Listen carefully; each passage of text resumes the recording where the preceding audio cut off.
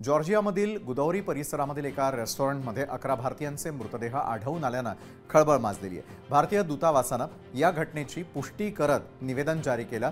जॉर्जियामधील अंतर्गत मंत्रालयाच्या प्राथमिक तपासामध्ये कुणाच्याही शरीरावरती जखमेची किंवा हिंसाचार घडला असल्याची कोणतीही खूण आढळून आली नाहीये।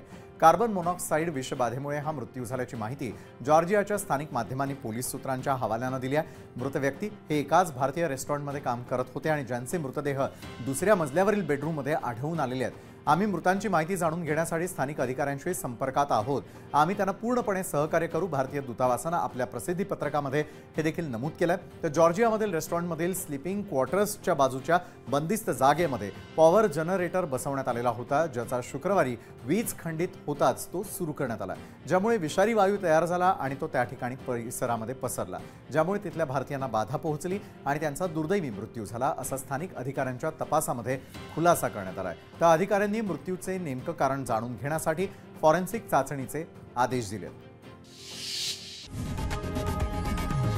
लोकशाही मराठी ऐका, पहा, जागरूक रहा।